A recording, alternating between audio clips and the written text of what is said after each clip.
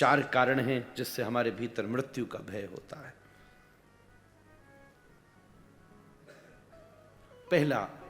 पहला समाधान, आइडेंटिफिकेशन को ठीक से करिए। ये बिल्कुल बात ध्यान में रखें, अपने आप को रोज ये बात एक बार याद दिला दीजिए। जैसे आप ये याद दिलाते हैं कि मैं फलाना हूं, जैसे याद दिलाते हैं कि मैं फलाने कुल का हूं, फलाने खानदान का हूं, जैसे शीशे के सामने खड़े होकर के मेरे बाल ठीक हैं कि नहीं, मेरी शेविंग ठीक हुई है कि नहीं, you remove the extras, isn't it?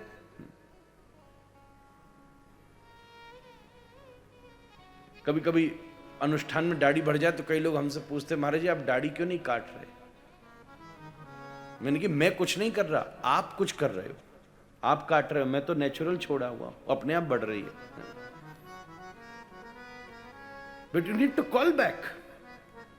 ऐसे ही ये पहले स्मृति कीजिए, आइडेंटिफाई कीजिए, हु आर यू। भैया ये सामने रखी बोतल में स्टिकर भी हो, ढक्कन भी हो, बोतल भी हो, आइडेंटिफाई तो हुआ, पर पानी नहीं हो तो यू गोना थ्रो इट। बस इतना सा स्मरण कीजिए, इस बोतल में बहुत सारे परिचय हैं, पर याद करिए असली परिचय क्या है, कि आप आत्मा हो। You are not the body, ये शरीर नहीं हो। My body, my nose, my ears, my eyes, my mouth, my hand, ये सब माय है, आय नहीं है। अंग्रेजी में मेरा कहा गया, मेरा शरीर, मेरी आंख, मेरे कान, मेरे नाक, मेरा मुंह, मेरा पेट, मेरे पैर। मैं पैर नहीं कहा। बस एक ही चीज आजकल मैं बोली गई है, मेरा, मैं फोन, आईफोन।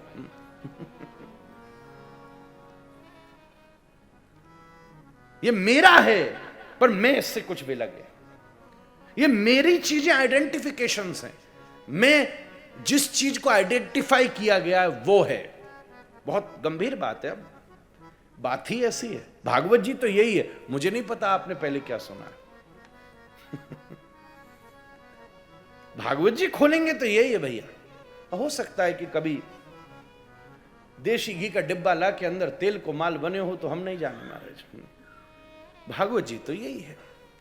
और मैं मूल से कह रहा हूं आपसे, श्लोक भी सुना के अभी निवेदन करूंगा, व्याख्या हो जाए, व्यवधान हो जाएगा नहीं तो।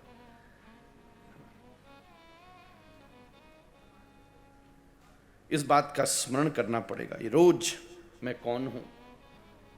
जब आप मैं बोलते हो ना, तो कहीं किसी भी जगह हाथ नहीं रख पाते, बस अपने शरीर के केंद्र में हाथ रख देते,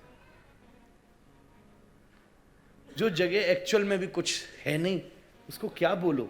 ना तो ये पेट है, ना ये छाती ही है, ना ये फेफड़े ही हैं, ना यहाँ एक्चुअल में दिल है, ना लीवर है, ना किडनी है, बस पूरे शरीर का कोई एक केंद्र है। मैं कभी बोला मैं, बोला मैं करके देखो, हाँ मैं, कुछ और ही याद आएगा।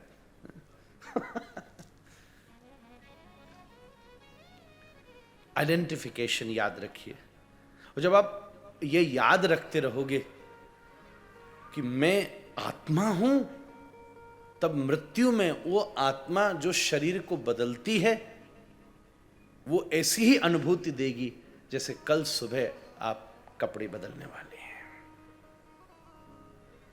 कोई माने ना माने, पर ये एक्सप्लेनेशन नहीं है, ये एक्सपीरियंस की बात है।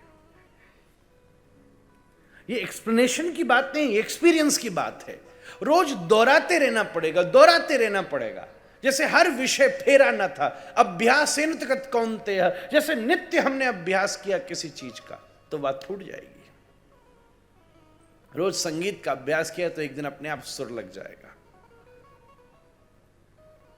फिर उसका बदलना, संगीत सिद्ध हो गया भैया, तो वाद्य में तकलीफ नहीं होगी। अगर ये हारमोनियम बजाना जानता होगा तो दूसरा भी ले आओ तो भी बजा लेगा। अगर आत्मा का बोध हो गया तो दूसरा शरीर भी आ जाए तो भी आप परमात्मा की अनुभूति कर सकोगे।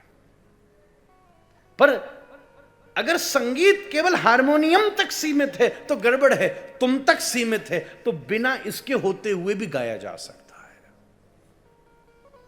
शरीर यंत्र की तरह विद्यमान है।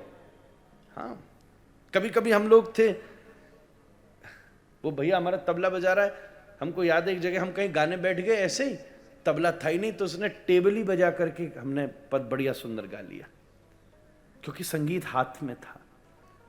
अगर तबले में होता तो तबले न होने पर संगीत पैदा ना होता।